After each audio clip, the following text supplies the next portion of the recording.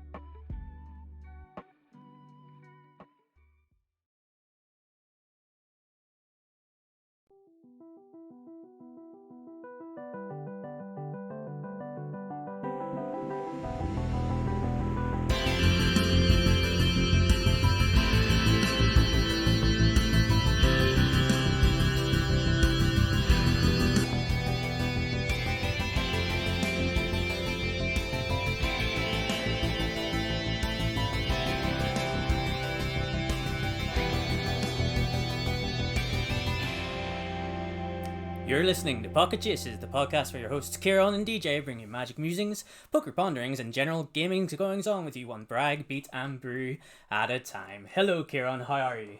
Very nice, very good, DJ. That was very professional. Yeah, Thank you. I try my best. We try our best. Remorse practice going on for an hour before the stream. Just I had to do it last week. Oh, true. Yeah. Couldn't let Al do it. You know, of course not. Someone had to step up, yeah. So I was excited to do it last week. Valixion, hello, first time chat. Very nice to have you here. Welcome, Valixion. We hope that you enjoy it here. We're going to talk about lots of Dominaria. We're going to talk about a little bit about RCQ at the weekend, but as always, we have a little bit of catching up to do. You know. Mm-hmm. So, Ciaran, how have you been? Everything good?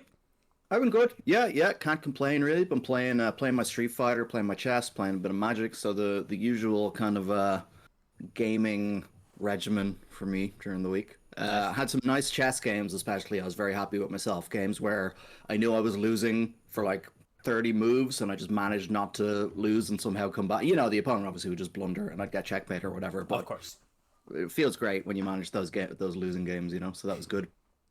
And playing some Street Fighter, playing some Magic. I've been sticking with playing the Explorer. Played a little bit of Kamigawa Draft because that was back on Arena for a while, so that was fun. And that's pretty much been me. How about you? So I have been working, but there was an RCQ at the weekend. We'll talk a little bit more about it later, or we could just talk about. No, we'll talk about it later. We'll leave it to later. But yeah, there was an RCQ at the weekend. I got to play that. It's the last one of the season for us here in Ireland, so just got to look forward to the next one. Spoiler alert: did not win. Definitely looking forward to the next batch and maybe trying to get down to one or two more. Hopefully, we get given a bit more notice than what we did previously. But teething issues. These things happen, and I'm sure everybody's learned from those mistakes going forward. So, looking forward to playing those. I'm led to believe that they'll be standard. So you might notice a bit of a bit of a switch going forward with the podcast. We've been talking about a lot of Pioneer over the last 4 to 6 weeks. That might now flip to standard. Because we are led to believe that the next RCQ season is going to be exclusively standard. That is what I've been told anyway.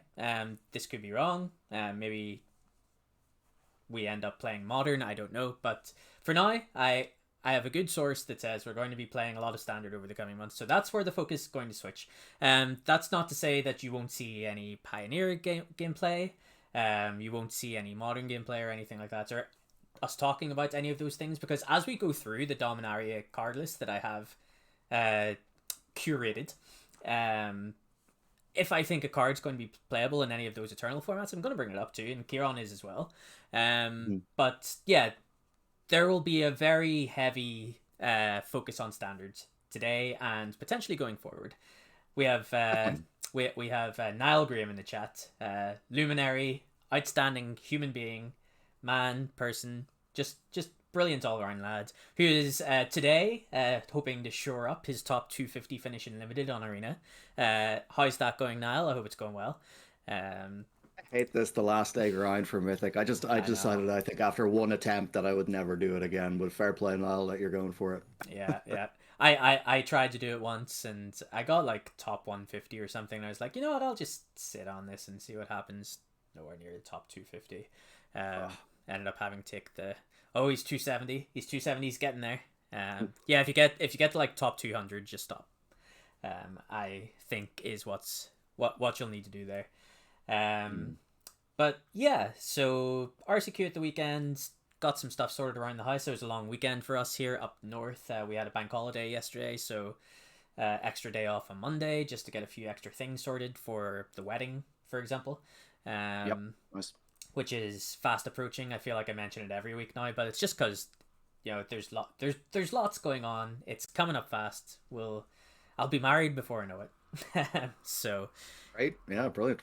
And haven't been playing any poker. I've been playing a lot of Yakuza 0. I've been reading a lot of the Mistborn series by Brandon Sanderson for the first time. I am hooked. I have had that book sitting on my shelf here for like a year, I want to say, if not longer, and just never got around to it, and then I finally picked it up and I'm hooked. So currently reading through book 1, and yeah, I like yesterday, whenever I was meant to be doing housework and stuff, as you just have to do, I just found myself like I had like the audiobook on while I was doing the housework, and then I was reading. If I wasn't doing housework, I was reading. If I was meant to be doing housework, I might have been reading sometimes. So really enjoying that. Haven't been playing much video games or anything like that. Been played a lot of Magic last week in preparation for the RCQ. Might chill out a bit now. Pre-release coming up this weekend. Are you going to be playing a pre-release? Don't think I'll be playing a pre-release probably, but I'll definitely be playing on Arena from like straight away, I would imagine. Yeah.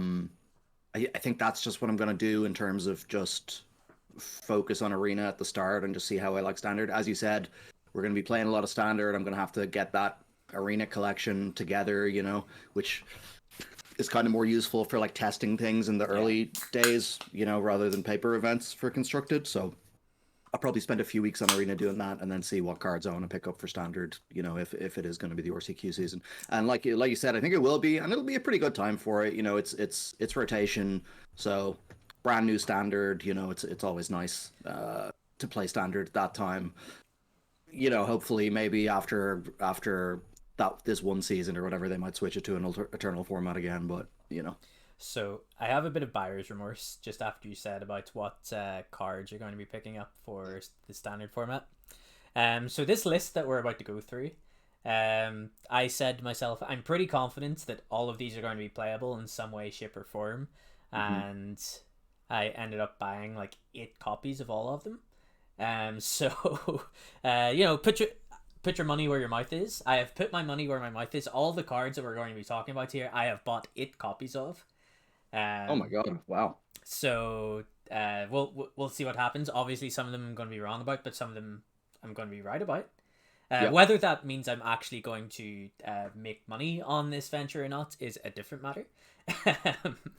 Because like a lot of the stuff was in the 50p range, and then there was stuff like leyline binding, which was sitting at about €5, and I think really that was €5. €5, okay, yeah. €5. I might have jumped the gun a little on that one. It probably will go down. While lots of Dominaria is being opened. In fact, it definitely will. So my advice is to actually hold off and not be trigger happy like I was. But yeah, I have put my money where my mouth is. I have bought many copies of all of these cards. So nice. We'll get into that. But yeah, I think my RCQ. We can talk about how the RCQ went. So let's go into it. So this was in the war chest in Dominaria, beautiful seaside village in Dublin. For anyone, it's really who nice. Hasn't been. Yeah, that was my first time in Dominaria, and it's really nice. I actually suggested to Carla that we go down sometime, maybe like that big fancy hotel beside the shop. Suggested like staying there or something, and like just spending a weekend or a day or something there. Like it's a really nice setup. So it started a little later than usual. It was 1 a.m. For the war chest RCQ. I presume you mean 1 p.m. 1 p.m. Yes, 1 a.m. would be ridiculous. Would be an obscene starting time. Although for a lot of Magic nerds, probably a more comfortable starting time with their sleeping patterns. Maybe. Yeah. So yes, 1 p.m. I think I was getting a little confused because the next part of that was that I still had to be awake at 6 a.m. To get there for that time. Such is the life of a grinder. It was kind of annoying actually, because whenever I saw that the tournament started at 1 p.m. I was like, oh, maybe I'll get a little bit of a lie-in. No. The trains did not cooperate in such a way. It was either the next train after that got me into Dublin Connolly at 12:40, and then it's still like half an hour plus to get down there. So that wouldn't have cut it. So exactly. I still had to be up at 6 a.m. and off and getting the train. So I was in Dunleary then at like I want to say just after 11. I got to Dunleary. Really, really nice place. And I wasn't 100% where I was going, but was nice enough, or was very fortunate enough to bump into a nice guy called Connor, who saw that I was wearing the Pocket Jaces merch. Oh, nice. And this hoodie paying off. I know, right? It's paying off in spades. And he did turn around, like I didn't recognize him, hadn't met him before, but he turned around and he said, "Hey, do you know where you're going? Okay." Like, yeah, I think so. I had like Google Maps up and everything. I was just going to follow that, but he very kindly took me straight to the shop, and then when the shop was closed, we went our separate ways. But Connor, if you're listening, thank you very much. That was very much appreciated. Yeah, friend of the show. Friend of the show, indeed. He wasn't actually playing that day. He wanted to play, but the cap had been reached by the time he disaster. went to buy his ticket. What was the cap? 32 players, was it? 32 players, yeah. From a very selfish standpoint, he told me that he would have been playing Niv Delight. And I was like, oh, that matchup's pretty unwinnable. I'm glad you couldn't play. Yeah. Yeah. It's one of the things with the war chest. It is a pretty small premises, so that they do get those caps pretty fast. Yeah. Yeah. But very, very well run event, I must say. Right. Luke Dowling was our judge for the day. Luke is a very good, experienced judge. Fantastic judge. Yeah, one of the best. Good crack as well. So shout out to Luke for a very well run event. From his side as well. We reached the top 8 and lost in the quarterfinals, unfortunately. But the day started off very well. In that round 1, we got paired against Lotus Field, and that's a bad matchup. Yeah. But we were able to quickly 2-0 that one. We had exactly what we needed in that matchup of clock plus a slight disruption. So Bloodtide Harvester in the Bone Crusher Giant in game 1, and we did the same thing in game 2, despite them having a Leyline of Sanctity, which so my hands that I kept I thought was slightly sketchy. It's had the pressure and it's had a copy of Go Blank, but it didn't have like a Thoughtseize or anything, so it's like I'm not 100% on this. Yeah. And then he slams the Leyline of Sanctity. I was like, okay, I've kept one of the best possible hands for this exact scenario. Minimal disruption, lots of beats. That's all I could do. So yeah, we won those games. Very, very happy to close those out. Round 2, I got paired against Rian from the War Chest. She was playing mono green. And I was like, oh, great. Another bad matchup. Yeah. So unlucky. I know, just so unlucky. But so skillful because we won that match as well. Because Rian mulligans in game 1 and mulliganed to 5 in game 3. So just so skillfully outmaneuvered that matchup. And did you have the Thoughtseize after she multi 5? Of course. I skillfully had the Thoughtseize. Yeah. So brutal when that happens, isn't it? You feel like that's one of the few times you really feel like a heel playing Magic, where you're like, there's definitely only one thing holding this multi 5 together, and you're not going to be allowed to play it. So, yeah. But Rain was lovely. Nice to meet her. Shout out to Rain if you're listening. Round 3, then I was like, right, we can't be playing any more bad matchups. Just give me a creature ridiculous. Matchup. Get paired against mono red. Like, grit. That's what we hoped for. We lost the die roll. Okay. Which was very important in the end, actually. Because we ended up losing that match. Despite asking for it, we lost that match. That's true. How did you lose that one? Obviously just kind of gotten on the play, just on the draw, just losing, and just being on the draw and just being a little bit too slow. To keep up with everything. No turn 3 trespasser. No turn 3 trespasser. We did have a turn 4 Kalitas, but by that point we were already pretty low and facing down a board. So I remember having to trade off the Kalitas with a Bone Crusher Giant. That's often what happens. I think Graveyard Trespasser is really if Dean is in the chat, he's not going to like this, us talking up this card again. But I think that's really the superstar, and that's really the main thing you're looking for against Mono Red is to play that on curve. It's just so hard to get through it. If Mono Red ever has to 2-for-1 themselves, it's a lot more likely they're going to run out of cards before you run out of life, right? So absolutely, yeah. I remember about that game 1 as well.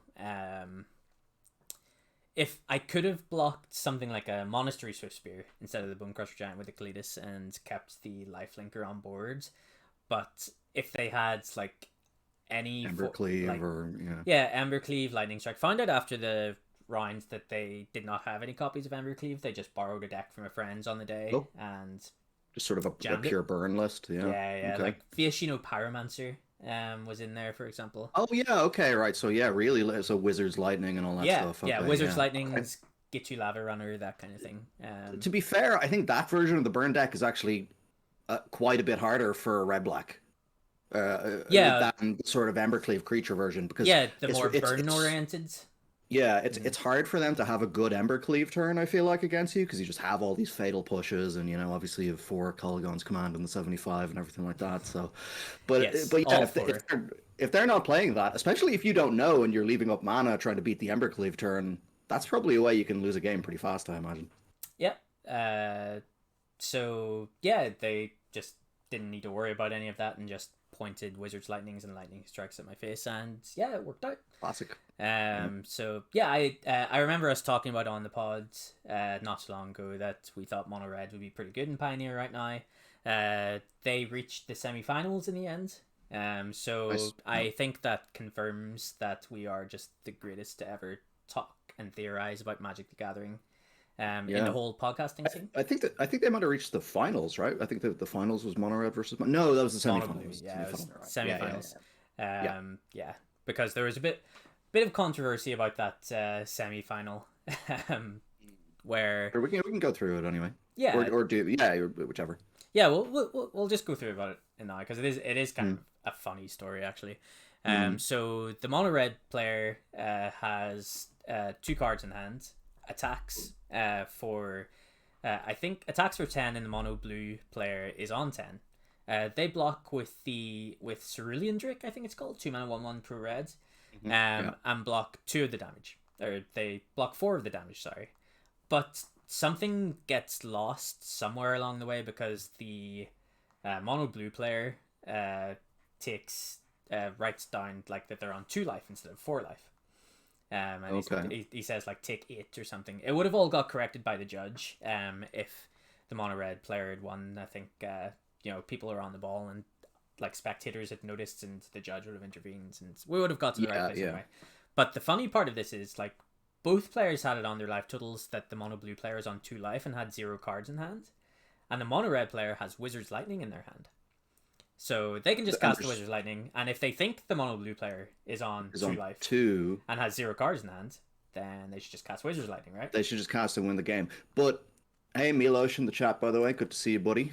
Hey, legendary Milosh. Gamers World regular Milosh.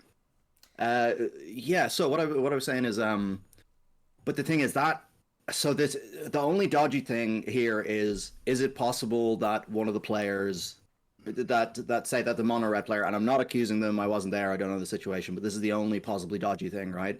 Is if they knew it was 6 damage but wrote down 8 damage anyway, and then tried to cast the spell to win the game, like that could be a very sticky situation, and that would be a very tough judge investigation for Luke to have to hold and figure it out and stuff like that. That's why it's so important to always communicate your life total changes very clearly, and I always try to say like you take 8 or whatever, or I always try to say it out loud, and like it's just better if both people are extremely clear about this stuff, because it can just lead to these really awkward situations. And again, I'm not suggesting that either player was in the wrong or did anything shady here or whatever. I'm just saying for the sake of the communication of the game, this is like a really important spot. So for sure, like it's the semifinals of an RCQ, so it is important that these things are right, and maybe us as spectators should have being a bit more proactive about it.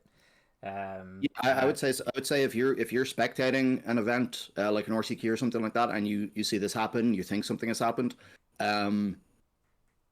you can ask the players to stop playing for a sec, and you can go tell the judge that what you think has happened, and then the judge will go investigate. It can be important to tell the players to pause, because it's possible that if you don't and they keep playing, by the time the judge gets there and the next turn has passed or something like that, it could be too late for a potential rewind to happen, or some stuff could have happened that has revealed information since then and stuff like that.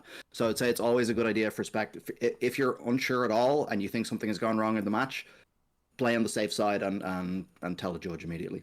Absolutely. Couldn't agree more with any of that, but I'm not here to talk about what should be done. I'm here to talk about the fact that the mono red player did not cast this Wizard's Lightning when his opponent was empty-handed and thinking that he was on 2 life, letting his mono blue opponent draw cards, and then casting the Wizard's Lightning, and then getting a Geistlight snared and countered. That was wild. That was a wild turn of events. That is really wild, and I think that makes more... See, again, this is just... Okay, so maybe the mono red player was confused about whether it was 2 or 4, or maybe it was just because they heard I'm on 2, but they, you know what I mean? Maybe there was just some confusion there. Yeah, there's definitely confusion. Yeah. So, but yeah, still probably a better idea to cast your burn spell if you're going to cast it while your opponent has no cards in hand. Yes, pro tip from the Pocket podcast: if your opponent has 0 cards in hands and you have a lethal burn spell in hands, cast the card. Okay, just cast it. But if it's a non-lethal burn spell, right? Maybe it's better that it gets countered. I don't know. That could be a possible situation, I suppose, but who knows? I wasn't there. If my mum had wheels, should be a wagon. I don't know. Exactly. Yeah. Okay. We have. Oh, okay. Cool. Hey. Welcome in. Congratulations, by the way, Jack. That's Jack Doherty, is it? Welcome, Jack Doherty. Cool. Yeah. And again, I just want to reiterate, I'm not insinuating anyone did anything wrong here, especially if the players are involved or in the chat. Like I don't mean that in any way, shape, or form. But yeah, while Jack's typing, sure, I can talk about my round 4 then was against Is It Phoenix, and matchup went, about as smoothly as you could hope for, other than losing game 1, which was a little sketchy. But then we just had like unlicensed hearse in game 2 and like go blank in game 3, and it was over. Which is part of the reason why I think that Phoenix is a little overrated currently. It's we had it in the overrated tier list again, just because those like unlicensed hearse is pretty. Cerulean Drake can counter spell to target you. Okay, everything's solved. There we go. So I thought Cerulean Drake had other text, but I just never pieced it together. Sack it to counter a target spell that targets you. Although in that case, wouldn't it make sense for him to cast it before blocks, so you couldn't block with the Cerulean Drake? I don't know. Maybe there was other stuff going on. I suppose. Yeah, but listen. Who knows? It doesn't matter. Jack won. It's a high octane tournament environment. Yeah. Fair play, Jack, as well. Phoenix, there's a lot of hearses running about. And it seems really hard for Phoenix to beat a hearse. So like every time I've cast hearse against Phoenix, the game has just seemed like unlosable. It's just ridiculously good. It just manages their graveyard without any mana investment from you or having to attack with a trespasser slowly or anything like that. It's like every single card that you're worried about is just shut off. Treasure Cruise, Temporal Trespass, Galvanic Iteration in a pinch, Arclight Phoenix, like all of them just out of here. It's done. Yeah. You're never casting them. Don't even think about it. You're very welcome, Jack. Good luck. And we have more from Jack here, more explanation, just to get it on record. So he didn't cast it targeting because I counter it. He needed me to alpha without animating my creature land and then kill my creature so it wasn't lethal anymore and kill me on the crackback. Right. Okay. So that totally makes sense. Cool. Yeah. Great that you're here, Jack. Actually, to clarify that, because there was some confusion among some of the spectators, and then just to get that out there and clarified before, like, I don't know, just to get it clarified was really, really good, actually. So I'm really, really glad that you're here actually for that. And always judge everybody. That's my always main takeaway. Always call a judge. Always call a judge. Round 5, I was one of the only 9 pointers that could ID, so safely ID'd in the top 8. And then in the quarterfinal, got paired against Hugh Mulligan on Red Black. So this was the rubber match of the series because we played twice at the previous RCQ, once in the Swiss, once in the top 8. Wow. So it was one apiece at that point. So it's this for all the marbles, And did he keep 7 cards in his opening hand? He sure did. That shouldn't be allowed. It was very unlucky on my part. I must. I'm saying his name is Mulligan, right? Yeah. But his name is Hugh Mulligan, so his opponent has to mulligan. No, that means he has to take a huge mulligan. He has to go to 4. I never thought about that means. I never thought about it that way. So you should have called a judge. Yeah, I should have actually. Although Luke Dowling is a pretty vindictive god when it comes to judging, so I actually wouldn't mess around with him like that. Shoutouts to Luke. It was just a typical red black mirror where it was a grind fest, and then whenever it came to the top deck war, he drew spells. I didn't. Yeah. That is how the matchup plays out. You have to be very lucky to win. There's not so much maneuvering.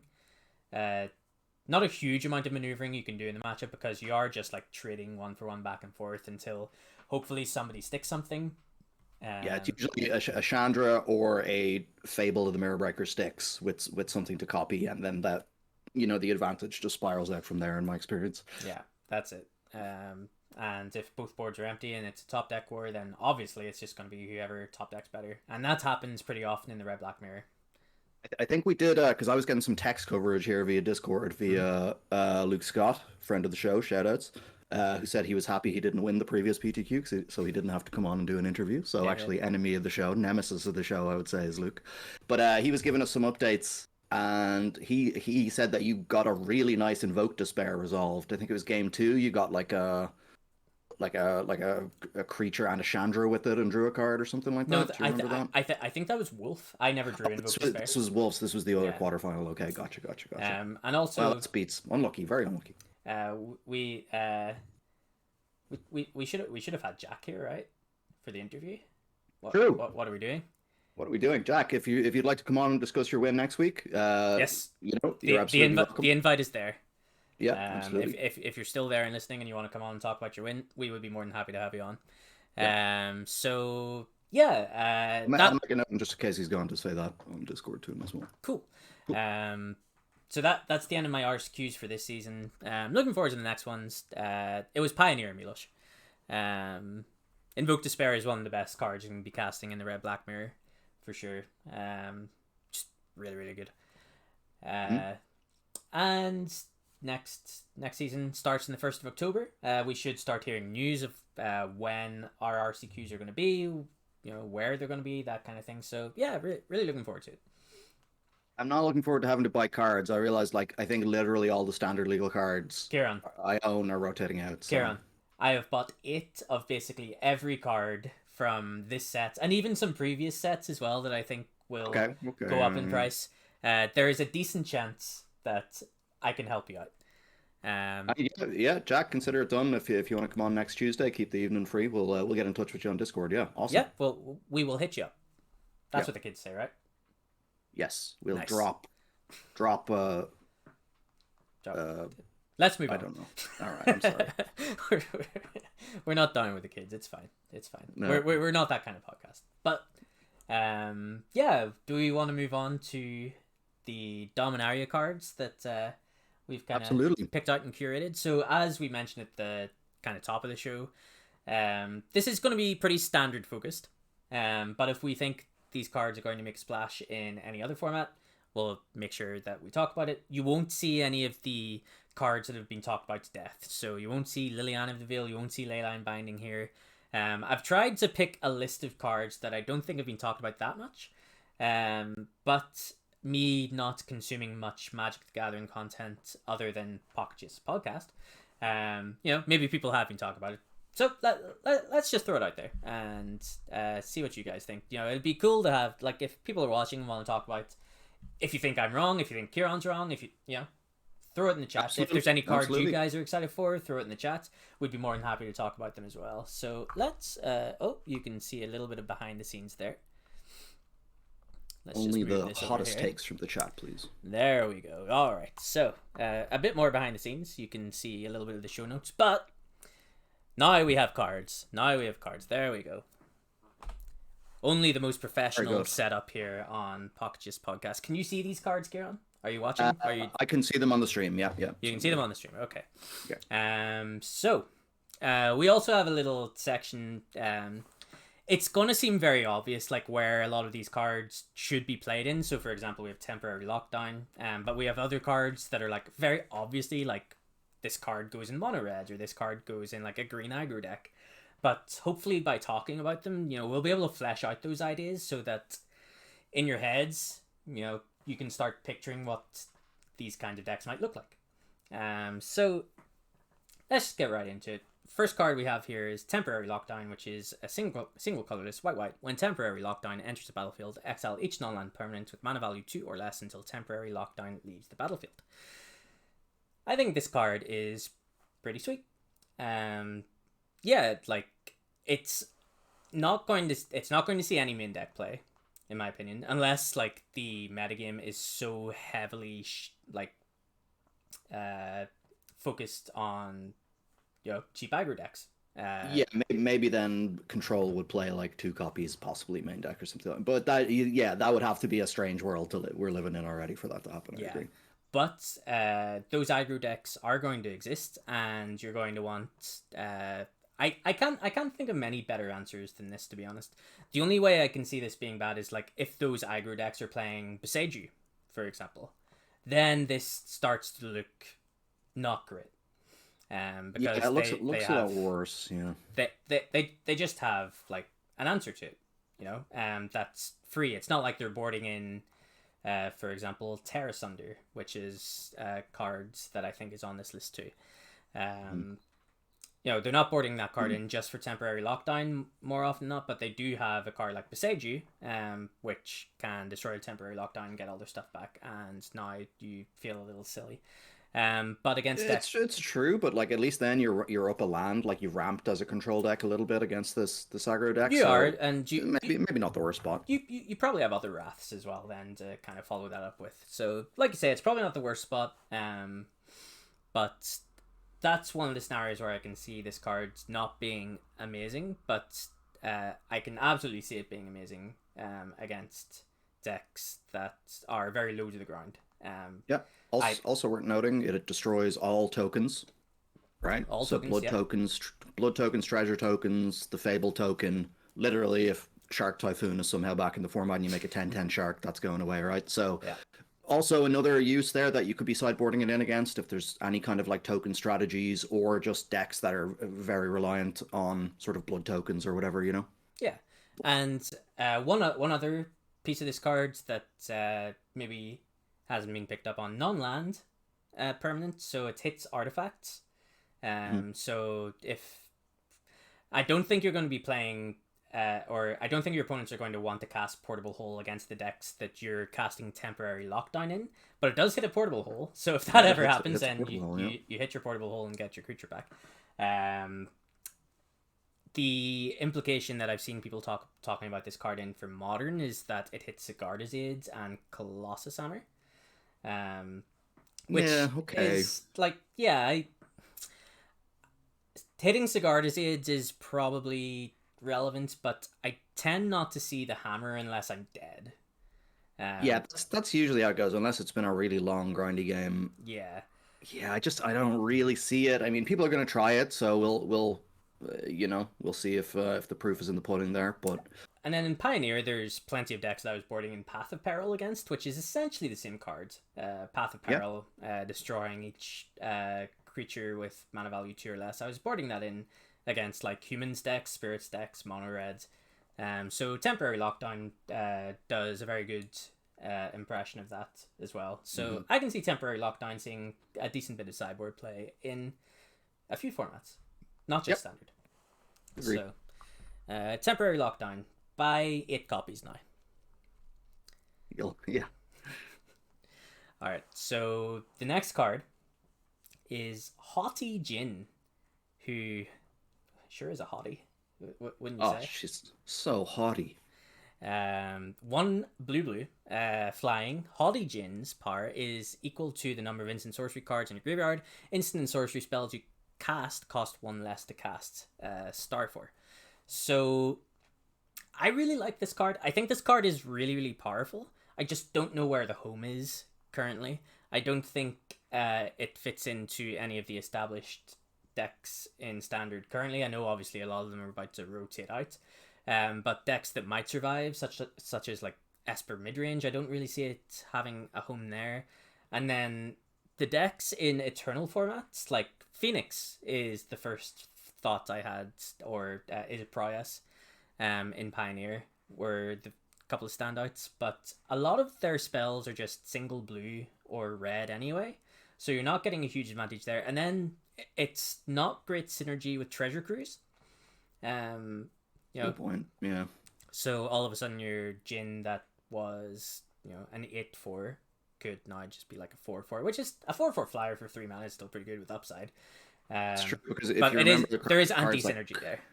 Yeah, if you remember cards like Crackling Drake, for example, which is the blue, red, star 4 flyer, when it ETBs, you draw a card, and it has this effect, but it has the power is equal to number of instant sorceries in the graveyard, but also an exile. Yeah. So that means they couldn't counter this by exiling your yard.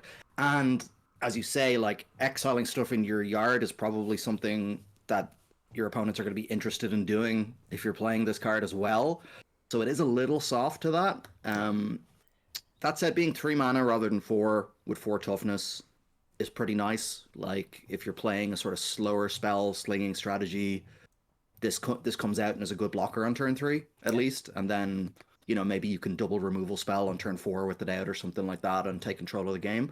So like, I am interested in it, but there are similar cards that we've seen before that I think we'll need is more powerful. I think we'll need to see where the home is. My initial idea here that you can see on the screen there is like a standard Is It Proyas deck. There were 2 other cards in Dominaria United, which could help push this along. There was the blue-red uncommon legends that whenever you cast an instant or sorcery spell, creatures you control get +1/+0. I believe is the text on that one. And then there is a 2-mana red uncommon with whenever you cast an instant or sorcery spell, put a +1/+1 counter on this creature. And the new Jaya Planeswalker makes prowess tokens as well. It does, yeah. So I think there's the bare bones of something potentially there. I agree. So I don't think we've had that card in Standard for a while. I was about to bring up the 2-mana 1/1 flying haste dragon that gets +1/+1 counters, but it hasn't been in Standard in a while. Sprite Dragon. Yeah, Sprite Dragon. Yeah. So yeah, but those 3 cards are a good starting point for like an Izzet Prowess deck in Standard, I think, and that would be the Gin's natural home, the Hotty's natural home, I think. There you go. Hotties love a bit of gin. I see what you did there. So next card, Rooneys Vortex, single blue with kicker, 2 and a black. Return target creature or planeswalker you don't control to its owner's hand. If this spell was kicked, put that permanent on the bottom of its owner's library instead. I think this card is really good. Yeah, super interesting twist on sort of Into the Royal. I think it's really good as well. Like the front side, quote unquote, being 1 mana rather than 2, and then it being still 4 mana altogether with kicker, is basically just all plus, right? For this compared to Into the Royal.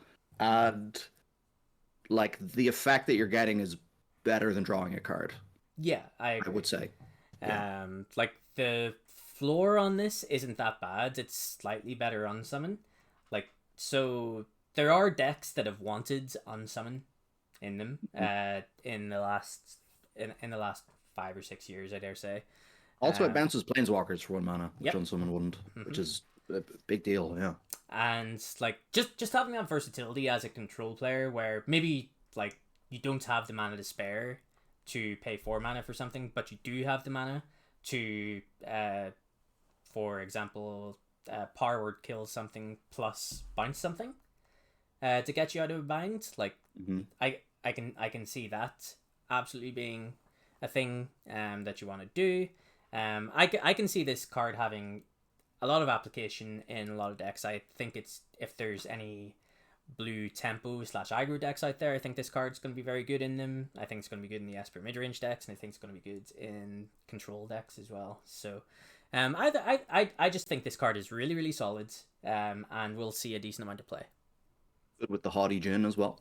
If there's somehow a blue-black deck that you'd like to play that card in. Yeah, I just think it's great. I think there's going to be so many turns where you get to bounce something and consider to find the more permanent answer, you know, which is with the front side of Into the Royal you wouldn't be able to do because it's 2 mana, obviously. I think this card is excellent, very versatile, very powerful.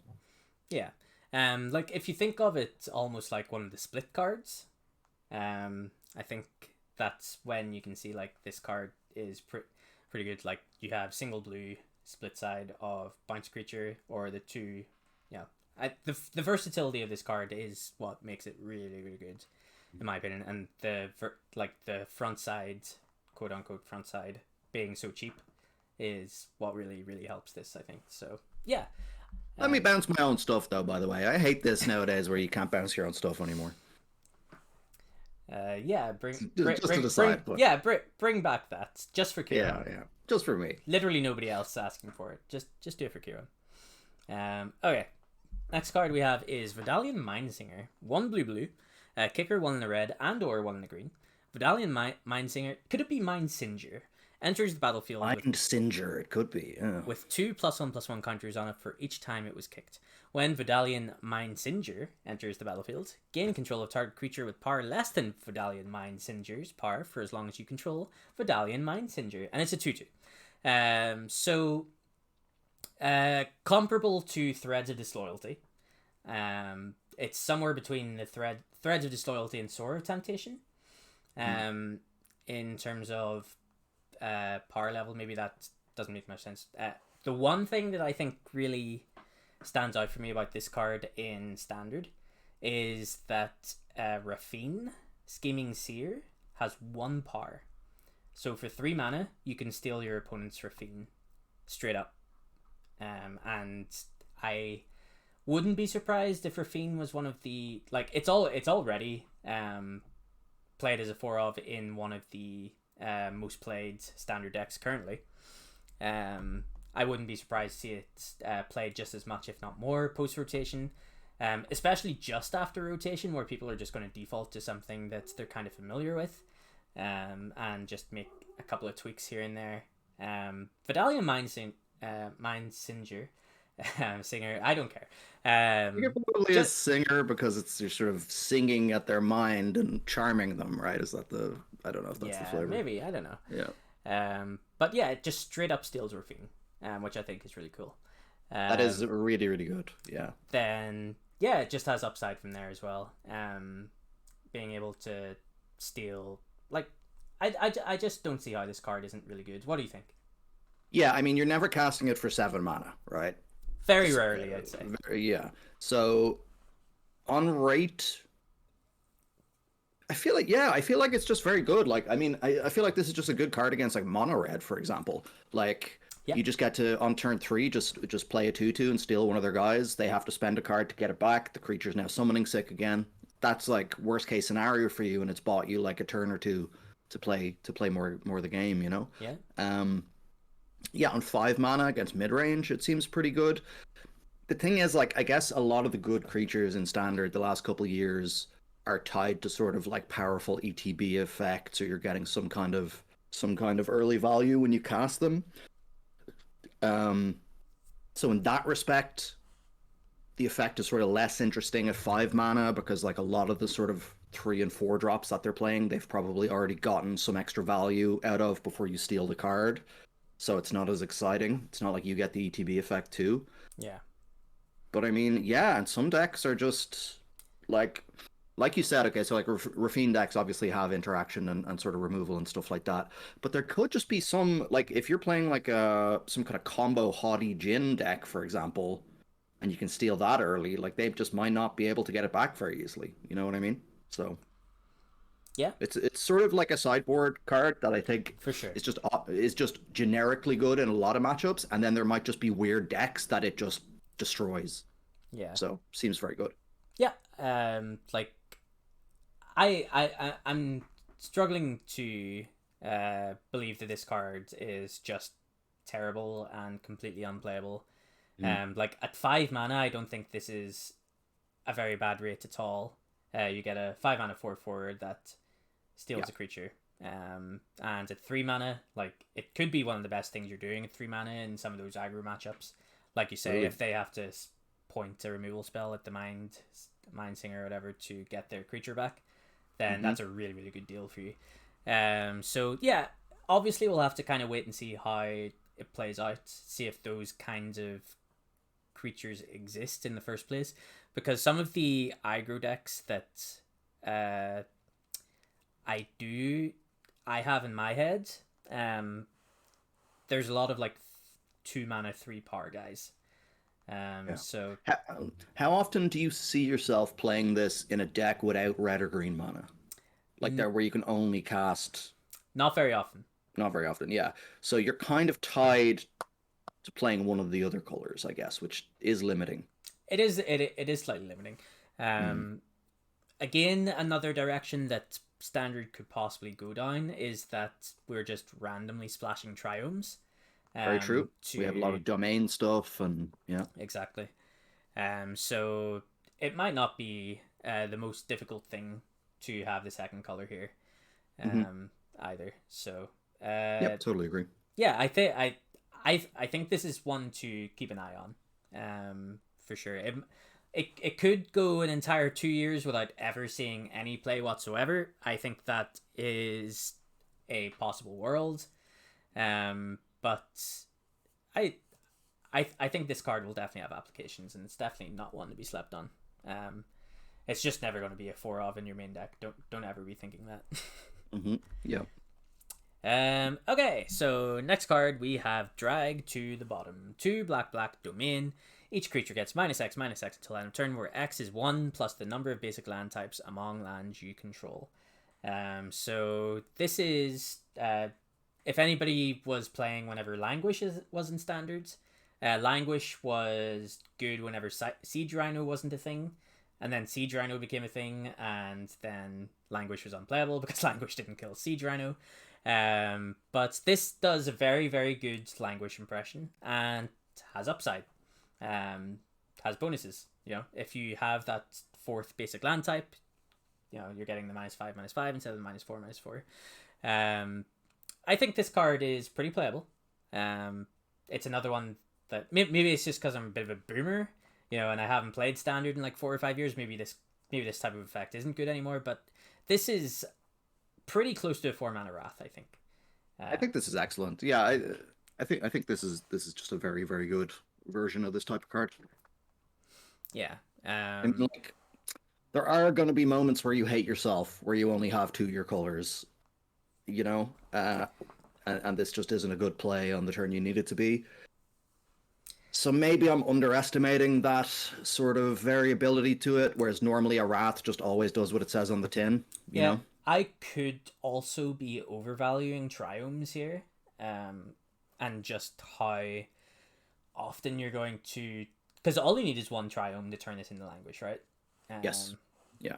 So maybe I'm overvaluing all these Triomes and how easy it is to always have a Triome, you know? And the other making it so worse than it is. And it is just Triomes, right? Because the slow lands or whatever we're calling them, they're not typed, right? Yeah. So you got to have a Triome, but like, if you want to play this card, you're going to be jamming a bunch of Triomes. So yeah, I think it's got to be. There's something at the back of my mind that's telling me to be wary of this card, even though it seems very good. I'm not sure. Can you unpick that a little?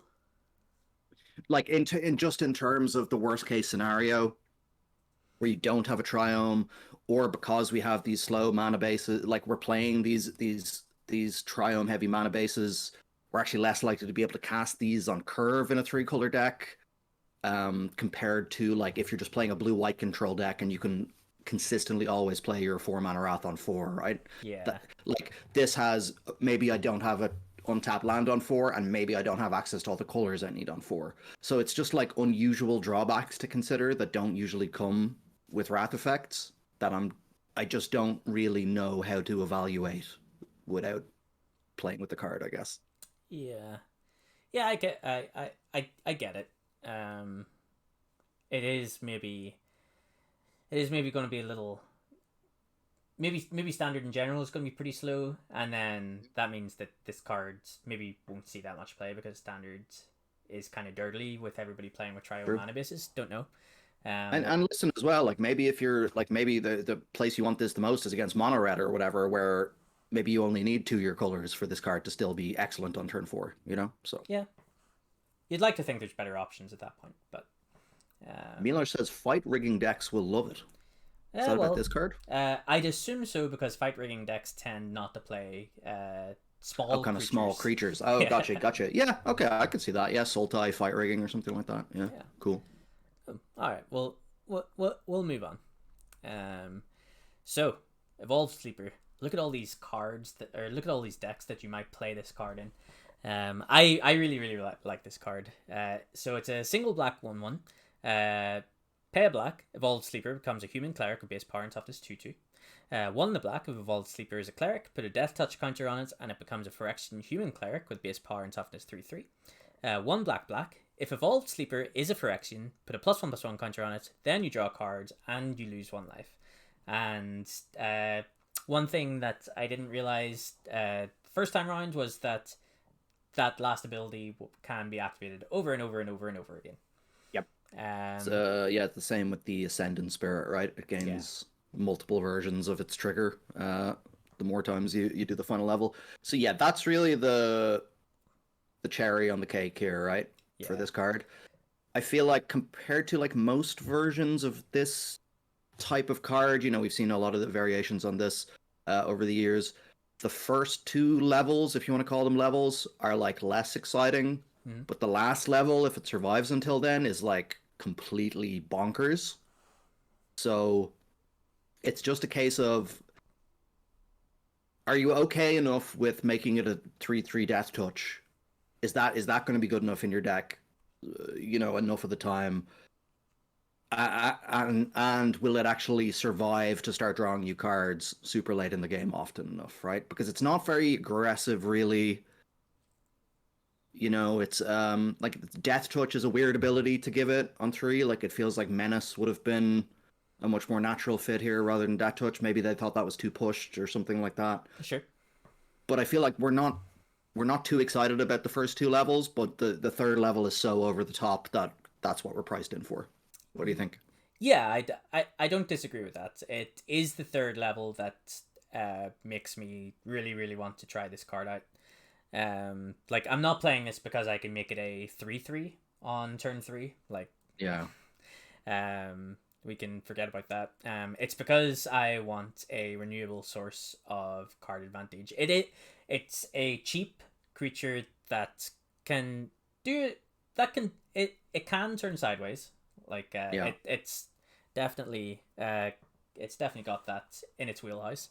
But it demands an answer. Because if you do get to that third stage uncontested, then there's a decent chance that you're just going to run away with the game. Yeah, the thing is, it does take 7 mana, which you can split over multiple turns to draw your first card, right? Total, including casting this card. So like, I'm just like, how often will your opponents be happy for you to put 4 mana into it and then just kill it before you can draw the first card off it? And that probably feels pretty bad, and you probably haven't done that much damage with it. So I think the thought there is that it's like an opportunity cost, right? I think you're only going to put mana into this card whenever you have nothing better to do. So it's not. I don't think it's going to feel that bad. Like it's going to feel terrible if you're choosing to level this up to level 2 instead of playing a 2-drop and getting killed. Which is why Ascendant Spirit feels good in, say, Mono Blue Spirits, because you're doing stuff at instant speed, right? And you have counter spells and stuff like that. Yeah. So then it's always kind of a freebie that you level that guy up at end of turn. Yeah. With this in an aggro deck, how often are you going to have that instant speed play as opposed to just wanting to tap out a sorcery speed for another creature, So that seems like it might lean towards the mid-range decks more than the aggro decks. Is my first thought, because on the aggro side of things doesn't feel like strong enough in an aggro deck, if we can't take advantage of the mana sink aspect. So I think we can take advantage of the mana sink aspect because we're going our curve's just gonna top out at some point, right? We're gonna run out of gas. That's just how aggro decks tend to work, obviously. And then all of a sudden we have this mana sink that can start drawing a bunch of cards and look to get us back into the game. It is possible in that instance that, well, why haven't we just played 1 mana 2/1 instead of a 1 mana 1/1? But I think I don't see how you haven't leveled this guy to level 2 at least by that point, and then you have the 2/2. So I don't know. I think this card has a home in aggro decks as well. Yeah, I can see it. I can definitely see it. Yeah, I think it's a really interesting design. It's a cool spin on this card. So fair play to the design team for this one. And as you say, sideboard tech and control mirrors is a very interesting example that I hadn't thought of. That makes me think of Dragon Master Outcast. Yeah. If you remember that card, they're kind of playing a similar role there, where it's like they can't afford to keep in their spot removal, but now you just have this cheap, inevitable threat, that gets in. I don't know, you didn't really want to play it on turn 1 in control mirrors, but this card you're happy to play on turn 1 in a control mirror because it's going to get in under their counters and stuff like that, and then you have the mana sink and you're going to be leaving mana open in a control mirror so often. Exactly. So that seems very strong. And then the turns where you're holding out open counter mana and they don't cast anything to counter, you draw a card instead. That seems incredible. So yeah, I can definitely see the place for it there. Definitely in mid-range decks, and I think you've convinced me on the aggro decks as well. Nice. Yeah, I think this card's great. Pick up 8 copies. Next card. Is this one cheap? I picked up my copies of this card for €1.50. Nice. Okay, yeah, so, I like it. Because a lot of the set's going to get opened, all of these cards could go down. I still don't recommend just buying cards for the sake of it right now, but Yeah. If you start to see trends upwards on Evolved Sleeper, then sure. But we're not a financial advice podcast. The next card, Elder Dragon War. 2 red has the new saga ability of Read Ahead.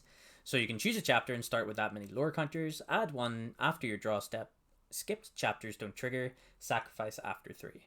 Chapter 1, Elder Dragon War deals 2 damage to each creature and each opponent. Chapter 2, discard any number of cards, then draw that many cards. Chapter 3, create a 4/4 red dragon creature token with flying. I think this card's just really solid. Just seems great on right? Especially with the read ability. If you need to make a 4/4 dragon right away, you can just do that. That seems like the most likely use of that rather than... Well, no, I guess you'll skip the first chapter fairly often in some board states as well. Yeah, it just seems very good. Plays really well with the read ahead ability, which I gotta say, we haven't talked about that at all yet. I think that's a really cool new design space for sagas. I kind of thought they had done all they could with sagas, and eventually we'd run out of ideas. But that's a really nice idea to make them a little bit more flexible. Yep. Yeah, I could see this in a blue-red deck as well. If we're playing Hotty Drake, this card seems like it goes very well with there, right? The Drake survives the 2 damage. It puts more instants and sorceries in our graveyard. Gives us another flying threat. Yeah. I don't think this card is anywhere near the power level of Fable of the Mirrorbreaker, but there have to be there are some comparisons here in the obvious one. It's a saga. This one costing 1 more mana hurts it a little bit, but it has 3 modes that you would be happy with. If you're choosing chapter 1, then you're obviously going to be really happy to choose chapter 1. Chapter 2 gives you that filtering similar to Fable, which is one of the reasons that Fable is a really powerful card. And you get to discard any number of cards here. It's not often you're going to have 4 lands in hand, let's be honest, but for the scenarios where you do, and you just get to discard 4 lands, and just having that kind of autonomy over it is really, really cool. And then, like you say, 4 mana for a 4/4 flyer is just a decent rate anyway. So you're happy with that if you just top deck this in a top deck war late game, and you're just great, I just make a 4/4 flyer. That's fine, Yep. It seems like this card is so flexible. The first thing I thought was oh, this is very good. You can put it in the sideboard against mono red, and I'm wait, you don't need to put it in the sideboard because against non-mono red matchups, you just don't use the first chapter of the saga, right? It's just I feel like that versatility is really, really powerful. I agree. So I think we'll see. I would be surprised if we didn't see some number of this card played in standards. It is, I think, just a standard power level card. I don't think we're going to see it in any other formats, but I think this is just a good card for. I don't overly see it in the aggro decks, just because you're never going to chapter 1 in the aggro decks, which is part of the reason why you'd want to play this card. And probably not chapter 2 very often either. Not super often. If you're doing it for chapter 2, then something's gone wrong potentially. So I don't see this in aggro decks, but I see this being very good in mid-range decks for sure. Yeah, definitely. Yep, love it. Great pick. Next, we have Jaya Firing Negotiator. 2 red, Planeswalker, +1, create a 1/1 red monk creature token with Prius. -1, exile the top 2 cards of your library, choose one of them, you may play that card this turn. -2, choose target creature an opponent controls. Whenever you attack this turn, Jaya Fiery Negotiator deals damage equal to the number of attacking creatures to that creature. And -8, you get an emblem with whenever you cast a red instant or sorcery spell, copy it twice. You may choose new targets for the copies. Ciaran, I think I'll let you talk about this one. You added this card to the list, so yeah. So this is my meager contribution. I think this card is really strong. The first thing that strikes you, obviously, when you see this card is 4 mana Planeswalker with 4 abilities. That has a pretty good track record of making for a good card, even without reading the rest of the text. Obviously, we have Jace the Mind Sculptor coming in number 1, but then we have Chandra Torch of Defiance, which also was 2 red, coming in with the same loyalty and 4 abilities. That was a standard all-star for the entire time it was in standard, and is now sees play in legacy even sometimes, sees modern play, sees a lot of pioneer play. So I just think that's something that should strike you right away to look at. Go, okay, this is usually a pretty good formula for success. So yeah, going through the abilities, +1, make a 1/1 monk with red monk with prowess. I mean, not a fantastic way of Jaya protecting itself, but still, it's making a blocker, going to 5 loyalty. If you do that on an empty board, you're pretty happy, right? So never an absolute disaster. Usually, will at least, if you have to do it, will let you untap with the Jaya and do something else next turn, and could be quite good on an empty board, say. So the -1, exile the top 2, choose one you can play it this turn. This is like very good on rate, I feel like. Like -1 for this, presuming that you've let's assume that you've +1 the previous turn and it's on 5 loyalty still. Like getting to minus here, getting that card selection, that card draw, and still being on 4 loyalty then is like a very, very healthy planeswalker. I feel like the fact that you can play the card, I know this is the usual templating now rather than having to cast it, is great for hitting your 5th land drop. Yeah. And I see this going in sort of bigger mid-range and control decks that are going to want to keep hitting their lands every single turn. And this is like an engine that's going to either help you do that or help you, hit a removal spell to deal with what you need to deal with that turn, right? Yeah. The -2 is sort of the most thought-provoking ability, I guess. So choose target creature an opponent controls. Whenever you attack this turn, Jaya deals damage equal to the number of attacking creatures to that creature. So if you think about it, that means you have to have you probably want to be attacking with at least 2 and probably 3 creatures to take out a relevant enemy creature and lose 2 loyalty. Yeah. So strange ability. I'd say probably the weakest ability that she has. Yeah. And I don't see this coming in that useful unless there's some sort of red goblin token strategy or something that we see in a standard deck in the future. You know what I mean? Where it can just you attack with a bunch of your goblins and your monk prowess tokens and you get to wipe out like a 5/5 or something like that. It's also just weird because if you think about how this plays out, you have to use this ability on your pre-combat main phase, then before combat, and then you have to choose the target then. So let's say you choose a 3/3 and you have 3 creatures, then just before you declare attackers, they can just kill one of your creatures, right? Yeah. And now the ability does nothing and you've lost the ability on your planeswalker. Yeah. I hadn't even thought about that last point until we brought it up. That is... Yeah, you're telling your opponent exactly what you want to do before you get to do it.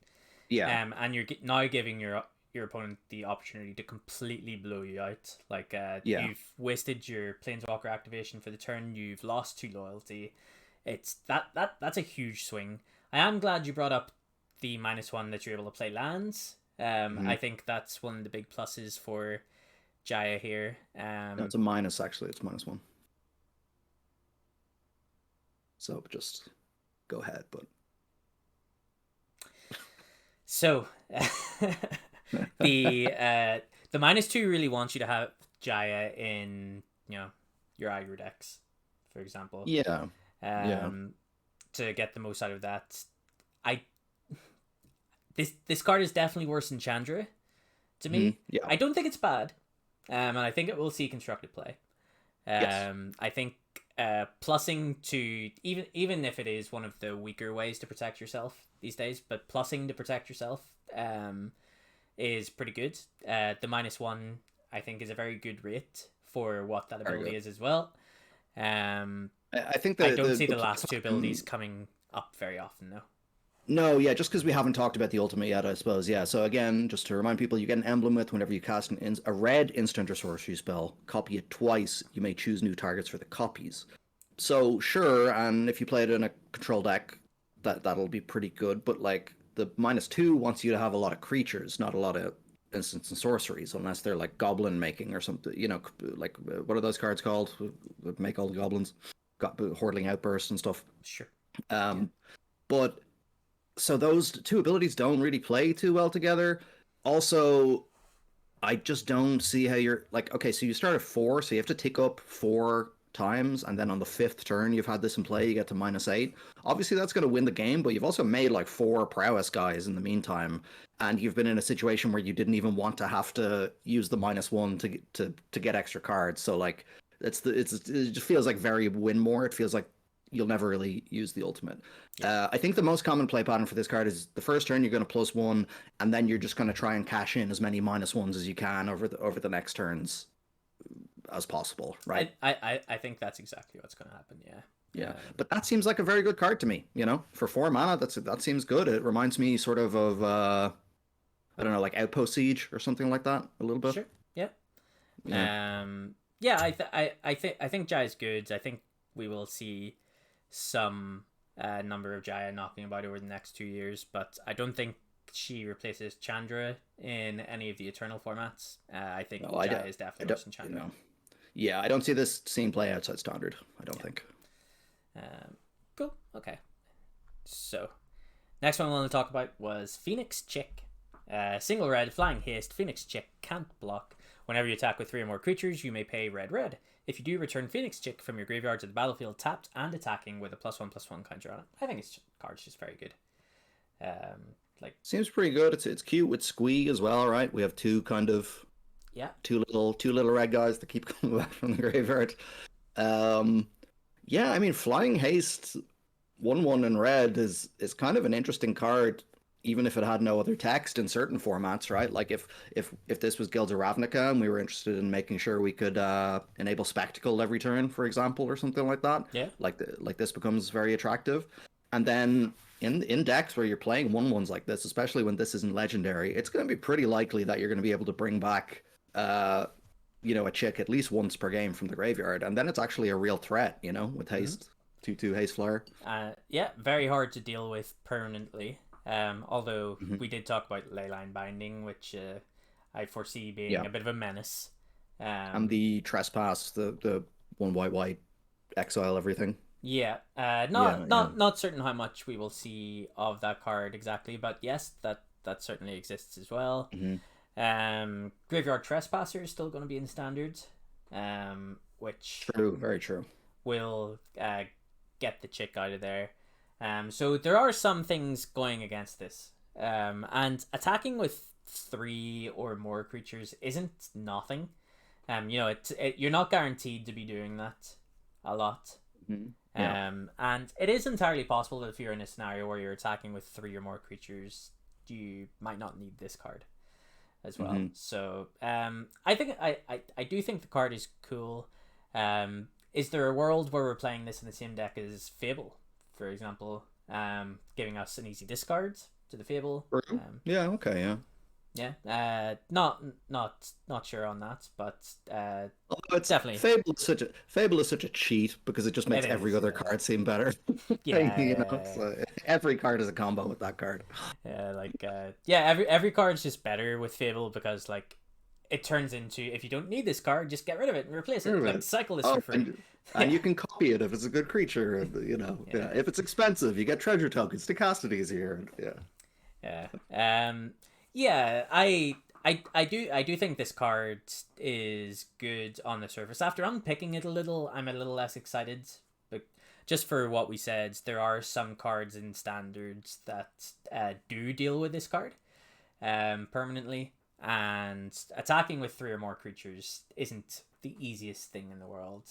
I guess though, if you're playing against mono red and you're like, okay, I got to portable hold this thing, you're probably not too happy about that. Even though you're not putting it in the graveyard, you're still like, okay, I'm portable holding a 1/1 for equal mana, Yeah. Is portable hold leaving standard? I feel like the D&D cards are leaving standard, are they? Oh, are they? I thought that was the set that was staying. Crap. It might be. I'm probably wrong. I'm wrong. Yeah, D&D is rotating out. Yeah. But you mentioned portable hold here, you confused me. The point does kind of stand though. As a control player, having to use a removal spell on this, it feels really bad. Yeah. So yeah, maybe that's just because the card is bad. It's interesting though, right? And it's if there is something where you care about getting in that early damage, then this is a powerful enabler for that, I think. Yeah. Like the point with the spectacle cards, for example, I think that's good. Yeah, so we'll move on to the next red card that we have, which is Rada's Firebrand. Colorless in the red. Whenever Rada's Firebrand attacks, target creature defending player controls with power less than Rada's Firebrand's power can't block this turn. Domain, 5 and a red. Radha's Firebrand gets +2/+2 until end of turn. This ability costs 1 less to activate. For each basic land type among lands you control, activate only once each turn. So the aggro decks that I kind of have in my head are Naya colored. We do have the Naya Triome in standard. Jetmir's Garden. We'll see some of the other green cards in a second. But as a 2-mana 3/1 with just that first ability, I think this card's fine. And I think it's a total role player. Yeah, if anyone remembers Ancrop Crasher from Amonkhet, which is it was 2 and a red for a 3/2 haste, and you could exert it to make a creature not be able to block this turn. Yeah. This is like effectively that, but it's coming in on 2 instead of 3 without haste. Yeah, and has upsides in the domain ability. So like if you can get, this is a big if you can get this to cost 1 mana to activate, like this is obscene. True. Yeah. Like you're hitting so hard, and you're taking one of your opponent's creatures out of the equation for the rest of combat. Like that is really good, and I think that's still really good at 2 mana, and I think it'll still be pretty good at 3 mana. Again, I might be overvaluing how easy it is to have a Triome in play and reduce the cost of these things by 3 all the time. But I just think this card's really good. Again, like it turns sideways really well. Turns sideways really well. It's very good with like Lizard Blades, for example, if that's playable as an equipment in these decks, stuff like that. So yeah, I think this is just very good on red aggro card. I'm probably a little bit lower on the domain ability than you are. But it's just free real estate, right? That's what I'm thinking. Even in a mono red deck, you're gonna activate this some percentage of the time. So yeah, like if you that's the great thing about these cards, I think, is that like whenever you have nothing better to do, you still have something to do, and this is not irrelevant. Totally. Yeah. Just having these mana sinks, I think, is really cool. So yeah, I really like Radha's Firebrand. I think we'll see a lot of it over the next 2 years in standard. Don't think it'll make a splash in any other formats, but I think standard will see a decent amount of it. Now we get into the green cards. So Wizard's favorite color. We have Quirion Beastcaller, which is colorless in a green. For a 2/2, whenever you cast a creature spell, put a +1/+1 counter on Quirion Beastcaller, and when Quirion Beastcaller dies, distribute X +1/+1 counters among any number of target creatures you control, where X is the number of +1/+1 counters on Quirion Beastcaller. So Grizzly Bear with a lot of upside. Obviously, Grizzly Bear isn't constructed playable, but all you need to do is cast one creature to kind of make this worth it, I think. It's probably going to die on site a lot.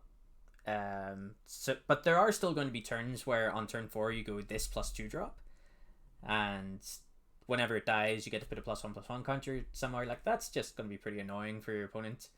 And then the games where this does get a little out of hand, say you go Beastcaller into like 3/1 drops. Obviously that's kind of unrealistic, but say there is a game where that does happen, and then the Beastcaller dies, and then you get to spread those counters however you want across those 1-drops. Like that's going to be really good. The downside to this is, like, obviously if you get Wrathed, then it's just your standard beater. But or if they play exile removal or something like that. But what are you gonna do?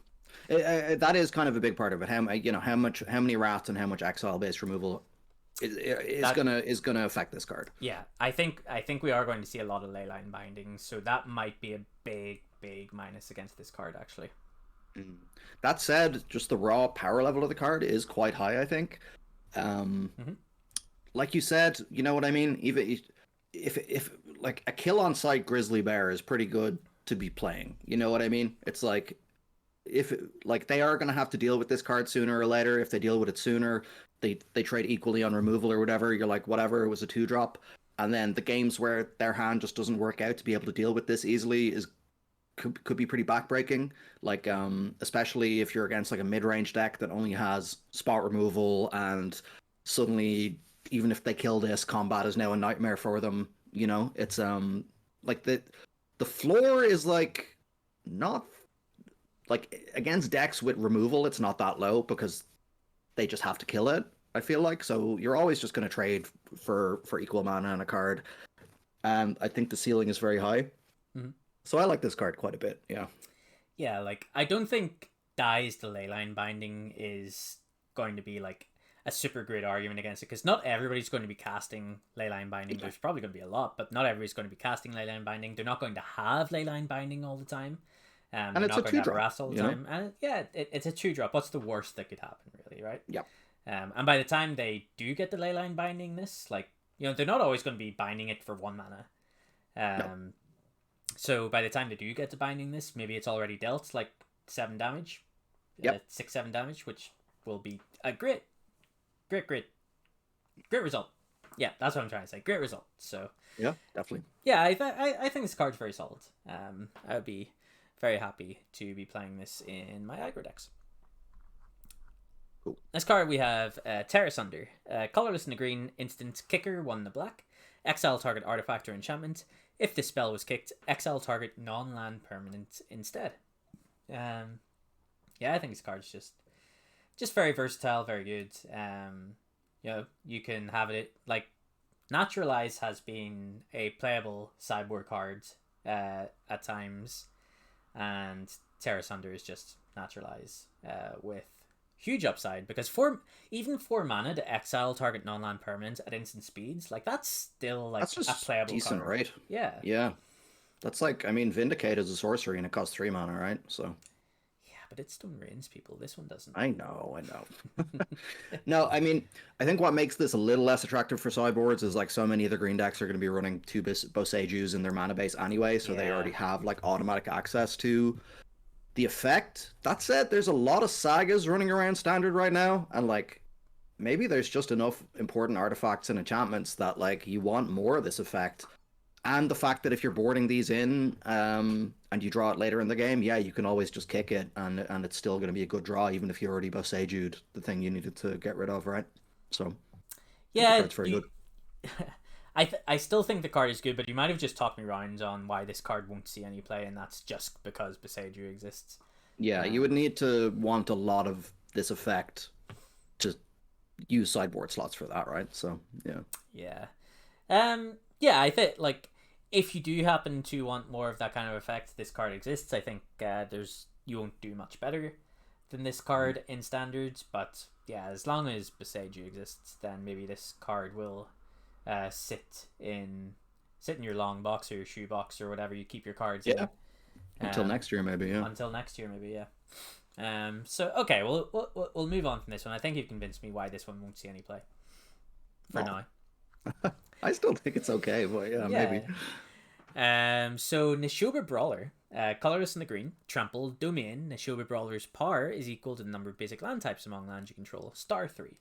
So again, this is going to be the third time I said it. Maybe I'm overestimating how easy it is to have a Triome in play, but all you need to do for this to be good rate is play a Triome on turn 1 and then Nishoba Brawler on turn 2, and you have at least a 2 mana 3/3 trampler, and it can only get bigger.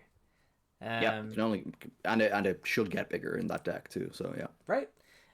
So yeah, I think this card will be if there is that green aggro deck, which we might start to see take shape as we look at a couple of other cards that are coming along on this list. I think this card gets in there. Yeah, what do you think? Yeah, I like the card a lot. I haven't really looked at kind of potential lists for this to like see what those domain aggro decks are looking like, but I mean, this is just a powerful beater, right? You can be attacking on turn 3 for 5 trample, so that's pretty strong. I think one of the things that has to be said for domain aggro specifically is that to accomplish that, you would have to play a lot of tap lands, and tap lands in your aggro decks tend to be pretty anti-synergistic.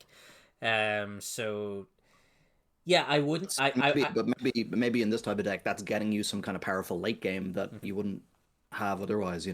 Yeah, there could be some compensation there. Yeah. I'm not sure. So we'll see how that pans out. I think you'll see this be like Naya colored if it does in fact exist. I'm not sure if you can stretch to start playing like triomes with one mana off color. We'll just have to see how that pans out. But even as just a 2-mana 3/3 trampler with potential upside to become a 4/3 or a 5/3, I think this card is just very good. Yep. Llanowar Loam Speaker, colorless in a green, 1/3. Tap, add 1 mana of any color. Tap, target land you control becomes a 3/3 elemental creature with haste until end of turn. It's still a land. Activate only as a sorcery. Like, again, this card's just very, very solid. It's like 2 mana Rampers is where standard has been for a while, outside of that wild period of Llanowar Elves.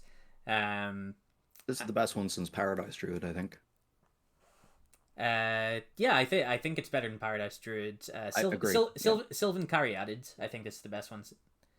Well, I think Caryatid is better, but yes, agree. I think it's probably the best one since that. Yeah.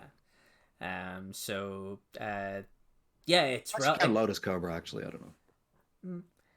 Anyway, like, yeah, 2 mana 1/3 ramper, and it's relevant in the mid to late game as well. I think the card's bonkers for standard. Yeah, I think it's unreal. Go all in, buy 100 copies. No financial advice. No, I think if you like playing green cards, you're gonna have 4 of these in so many of the green decks you're gonna be playing. It's just extremely obvious how good this card is, right? Yeah. Adds 1 mana of any color as well. So like in these decks that are stretching their mana bases pretty thin, like this could be a bit of a linchpin there to help you cast those more wild options that you've put in your 60 card constructed deck. The fact that the second ability to make a 3/3 landed to a 3/3 is free, it doesn't cost any mana, is outrageous. It's so pushed. Like, this during development must have cost at least 1 mana on tap at some point, right? And they decided to push it. Yeah. I'm glad they did. I think the card is really good, and it's another one I think we'll see a lot of over the next 2 years. I don't think it'll make the push into Pioneer. I think there are better options in Pioneer than Llanowar Loam Speaker. And I don't think the elf synergy really matters with this card for any reason. Yeah. Fantastic for standard. So next card on the green aggro list is Yavimaya Iconoclast. Single colorless in the green, 3/2 with kicker red. Trample. When Yavimaya Iconoclast, say that really fast 5 times. Yavimaya Iconoclast enters the battlefield. If it was kicked, it gets +1/+1 and gains haste until end of turn. This one hits really hard. 3 mana for a 4/3 trample haste seems really, really good. Really, really good. Yeah, like even on 2 mana, this is quite good. I mean, remember Crawl Harpooner was the 3/2 reach guy, and obviously had the upside of killing a little flyer when it ETB'd or whatever, killing a goose or whatever was around at the time. But that was played like partially just for the stats as well, just the fact that like green just liked the 3 power 2 mana beater, and this is exactly the card that Gruul and Naya kind of wants to see in terms of aggro, right? I think it's really excellent. Yeah, like the fact that both sides are very reasonable really helps, obviously. But playing this as a 2 mana 3/2, it doesn't get a counter, right? It only gets the +1 till end of turn when you. Oh, it only gets yeah. That is true, but still. It will still turn sideways and hit very hard on turn 3. This will be like probably one of your worst 2-drops, but you're still gonna be happy. Like, you're still gonna be happy enough to cast on 2, and then you're gonna cast on 3 a lot, and you're going to be hitting really, really hard. Like, if you go Nishoba Brawlers into this, it's not unreasonable to expect to be attacking for 8. I don't think. Great place to put your 1/+1 counters from your Quirion guy, right? When that does cheap trampler. So pretty nice. Yeah, I think this one also makes it into the Naya aggro deck that we're postulating here. I think it will be very good there. Nice. Next card. We're into the multicolored cards now. So Urtai Resurrected, 2 blue and a black. Flash. When Urtai Resurrected enters the battlefield, choose up to 1. counter target spell, activated ability, or triggered ability, its controller draws a card. Or destroy another target creature or planeswalker, its controller draws a card. And it's 3/2. Yeah, I mean, again, this card is... I think the versatility of this card just makes it really, really good. It's like all of the things that you're... Obviously, you get, your opponent draws a card, but you have a 3/2 body, and the thing that you have either destroyed or countered is worth more than a random card, right? Yeah, also with this one, this is what I was complaining about earlier with the unsummon, you can actually target your own stuff with this. You can, yeah. You can counter your own triggered abilities and activated abilities. Well, if they're going to kill one of your guys or whatever, you can flash this in, draw the card because it's going to die anyway, right? Yeah, you can. Or if your stuff has already been countered. I mean, that's fringe, but it's certainly, we're certainly going to see that happen. So that's kind of an interesting design space for this card too. But like, obviously the main use is going to be for your opponent's stuff, right? So yeah, if you're countering them, resolving their Jaya or whatever, you're kind of happy that they draw a card or whatever. That's fine. You have a 3/2. Yeah. Yeah, I can see this coming down and killing like a lot of planeswalkers in standards. I can see it killing like just getting Kaito, Shizuki or something just out of there and not dealt with and not needing to deal with it ever again. Just playing this, killing creatures. It's pretty reasonable in control mirrors as well to just flash this in at the end of turn for no value and just start turning sideways as a 3/2. I don't think that's entirely unreasonable either. Obviously not exactly what you want to be doing, but yeah, I think this card is just very, very versatile, and you're not going to mind your opponent drawing a card at all in the grand scheme of things, just because what you're dealing with is more important than a random card, in my opinion. And we'll see this a lot in mid-range strategies and control strategies. How many new players do you think are going to try and like counter their own mana ability to draw a card at end of turn? I'm gonna say not a lot. I feel like that'll happen.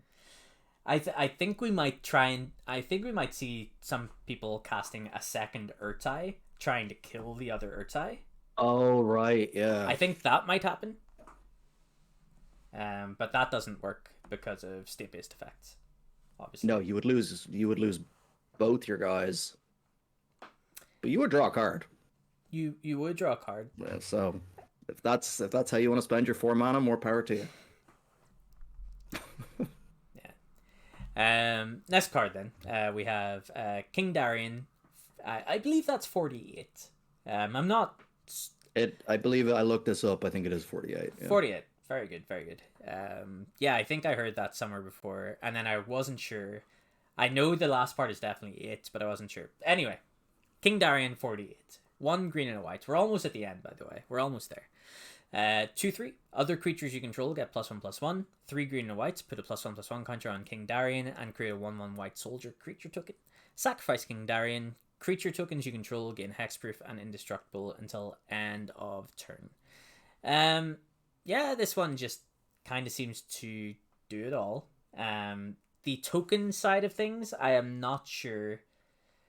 I would have to do a bit more research into standards and what kind of token generators are legal in standards.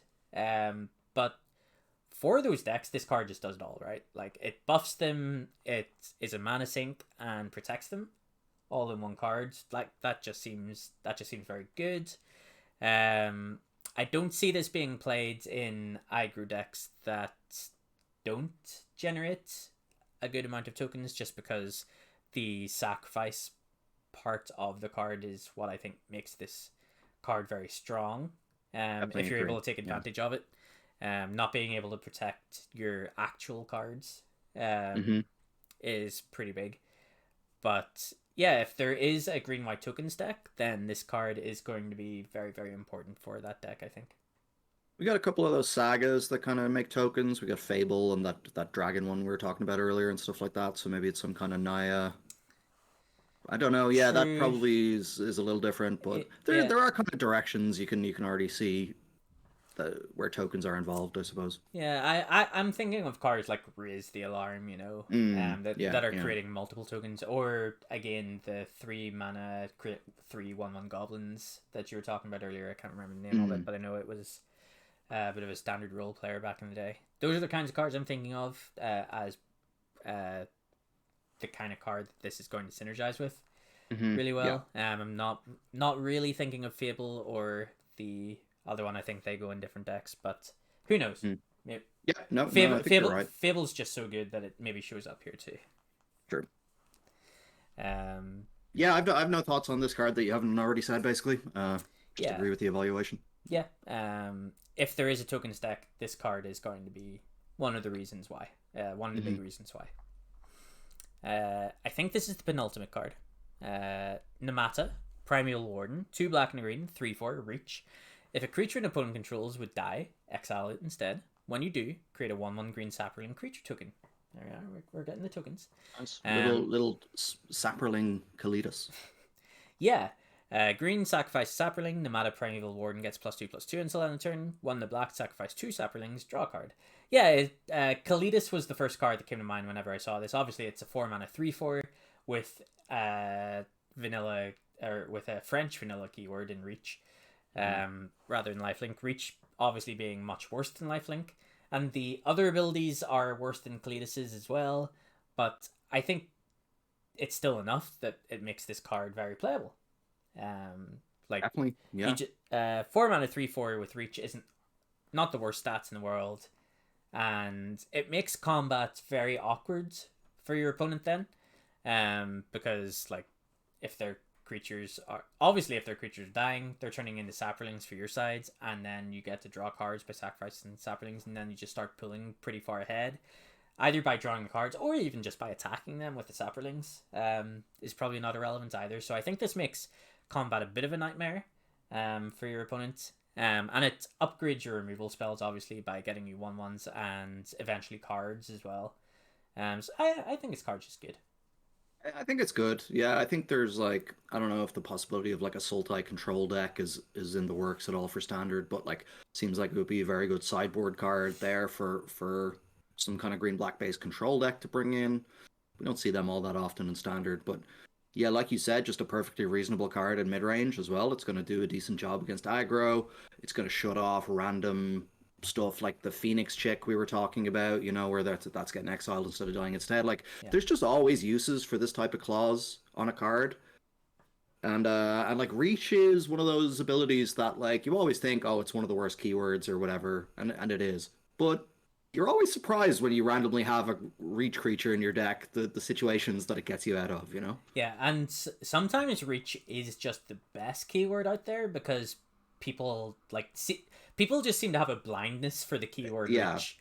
Like they just never realize it and just end up attacking their 3/3 flyer into your 3/4 guy with reach. Like, okay, I block. Like, oh, yeah, exactly. That card has that ability. Like reach it. Like nobody ever forgets about like first strike or lifelink, but they always forget about reach. It's like the original version of like the 3-mana Narset, or Teferi. Like the static abilities on those, just screwing up games. Yeah. I to this day, I would not be confident that I will never forget about a Narset ever again. No, it's very difficult.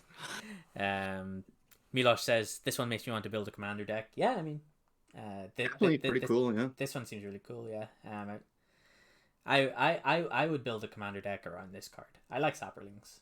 I mean, Slimefoot the Stowaway was one of my favorite build arounds in the last Dominaria draft, and that was all about making and eating Saprolings as well. So, brilliant. We have a deck. We're now a commander channel. Exactly. Yeah. All right. What was I right? Oh no, this is the penultimate card. Sorry to get anybody's hopes up. That are just dying for this to end. Rith Liberated Primeval. How could they want it to? Like everybody's just having loads of fun. 2 colorless, red, green, and a white. Flying, Warden 2. Other dragons you control have Ward 2. At the beginning of your end step, if a creature or planeswalker an opponent controlled was dealt excess damage this turn, create a 4/4 red dragon creature token with flying. I think the realization that bolting, like just as an example, obviously this won't apply in standard, but if you bolt a Birds of Paradise, you get a 4/4 red dragon. Yeah. And whenever I realized that, that's when I thought, okay, this card, like, if you get to cast this card, then it's really, really, really good. I think the other dragons you control have ward 2 parts. I think that's going to be mostly irrelevant. Yeah, although with the presumably we would play the 4-mana dragon saga in this deck as well. Yeah, probably. I think. So yeah. So yeah, little bit of upside there. You're also going to be playing a bunch of big beefy boys, that are going to hopefully be dealing a bunch of excess damage. Like, this is another one that just makes combat kind of impossible for your opponents. Like, all of a sudden, like, they can't block the way they once wanted to. Because now if they do block, not only are they losing their creature, but they have to deal with the 4/4 flyer as well.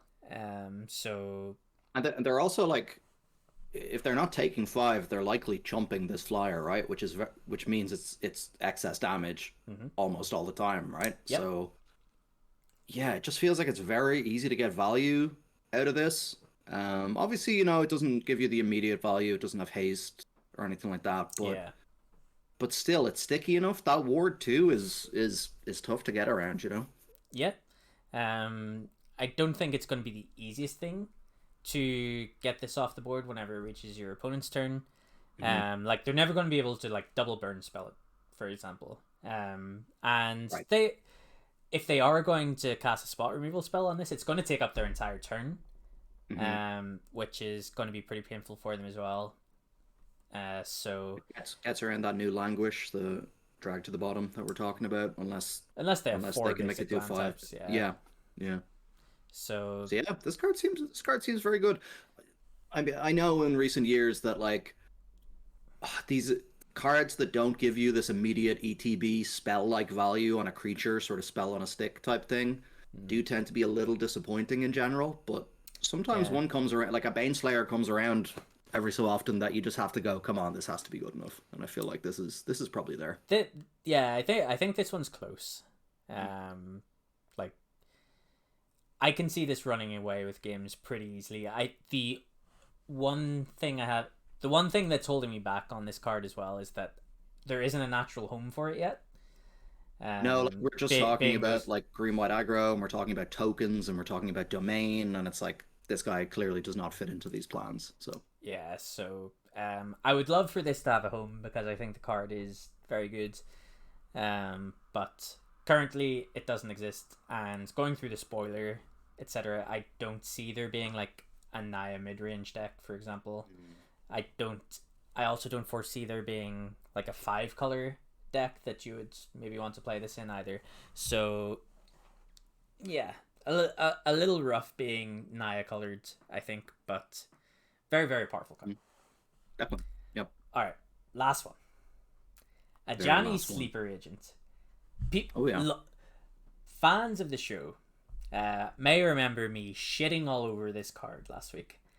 DJ, why is this here on your list of constructed playables? I've had some time to think about this card. Okay. I'm here for it. I think the main realization, or main thing that made me come around on this, was that there does seem to be some kind of like green-white Naya based aggro deck existing, and playing this on 4, I still think on 3 this card is garbage. So I don't see me ever completing a Ajani Sleeper Agent, but playing this on 4 and -3ing straight away and bashing seems really good. Yeah. And then every turn thereafter just drawing more and more and more gas.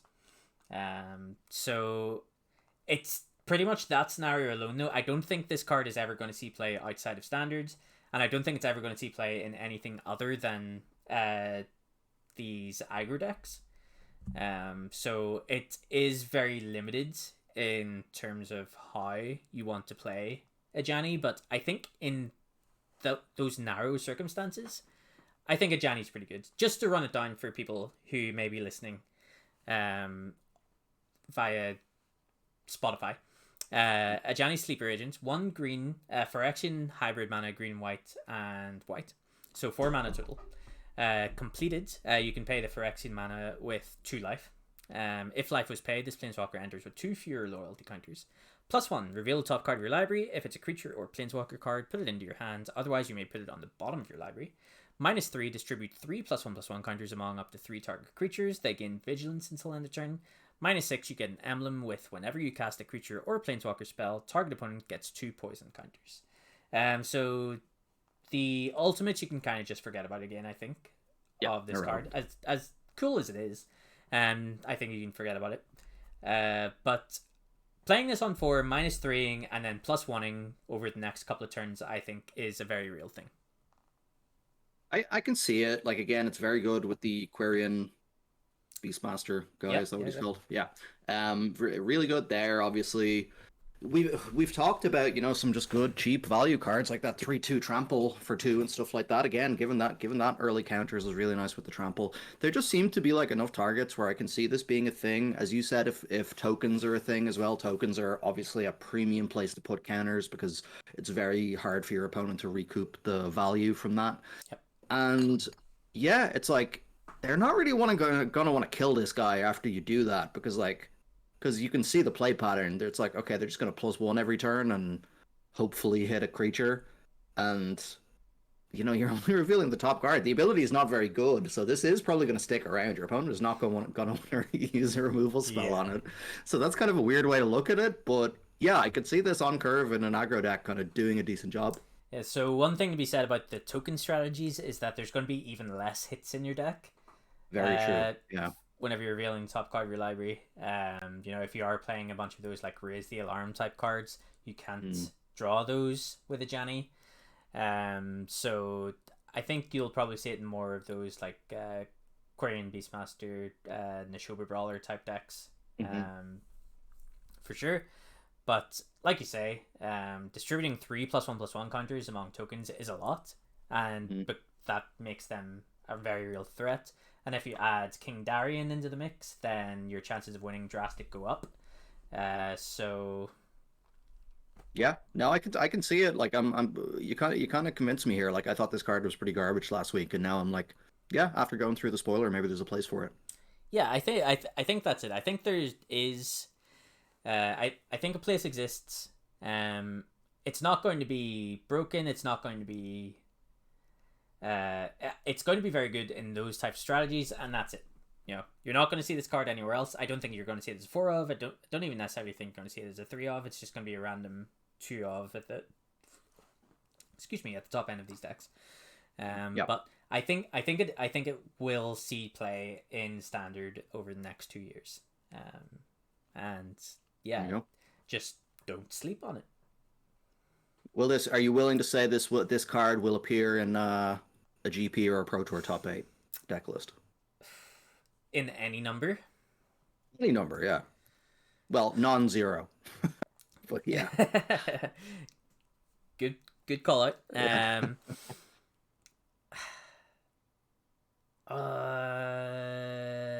I'm just gonna go with no. Okay. My gut is probably no. So yeah, we'll leave it there. My gut is probably no. Because I'm not 100% sold that these decks might not even exist in the first place. And exactly. I totally got you. If these decks do exist, do they even want a Janny? Like, I'm probably not the person to make that call. Which might be bad to say as content creators that are trying to position themselves. We can have the hot takes, but no, I get what you're saying. It's like we're not suddenly saying this card was trash and now buy your copies now. We're just saying this actually looks a lot more appealing than it did at first. Whether the decks are actually there to support this card is a different question. Yeah, and for this card to support those decks as well. Exactly. So at face value, like you say, we didn't like this card, and then we started going through the playable cards, and we're like, oh, there's quite a few playable green aggressive cards, and you know there's some white ones, and you know might be some red ones. Not that red is a color on a Janny Sleeper Agent, but yeah, An aggressive deck could well exist in these colors, which makes it Janny more appealing. Cool. All right, great stuff. Yeah. I think that will do it for this episode of Pocket Jaces. I think we have lost most of our viewership, unfortunately, but if there is anybody sticking around who has not followed, by all means give us a follow. We really appreciate it. Let us know that you're enjoying the content and makes us more motivated to do more of it. We also have social links to YouTube and Twitter. They're on the channel. They're somewhere about here on the page, so give those a follow as well. I post exclusive YouTube content from time to time. There's also a lot of good Twitter content that you might be missing out on, such as deck techs. There'll be a lot more of those going forward as we prepare for the standard RCQ season. So keep an eye out for that. And yeah, just thanks for watching. We are back on Spotify as well. That's a good point to make as well. So you can listen to this episode very soon on Spotify as well, and the VOD will go up on YouTube very shortly. Yeah, and if there's any YouTubers or Spotify listeners that's how they get the pod, we do record this live now on Twitch at around 8 p.m. on Tuesdays, GMT, or British Summer Time, or Irish Standard Time, or whatever you want to call it. But apologies for the break on uploading on Spotify. Hopefully people are happy with now getting a stream of unheard content that they can catch up to over the months. But thanks, DJ, for sorting that out. You're a technical wizard now. Sure. Yeah, let's go with that. Technical wizard. That's the new nickname. All right. See everybody then on Thursday. We'll be back live on Thursday at 8 p.m. Possibly with another episode of Fringe Playables, but we're in that weird limbo period now, where there's a new set about to be released. So not 100% what we'll be doing on Thursday yet, but maybe that's something to follow us on Twitter to keep updated about. I think Thursday is the first day that the set is out on Arena and Moto, so it's possible we could draft the new set or something like that. If it's out on Thursday on Arena, then I think that's the decision made. Cool. All right. Thanks so much, guys. See you later.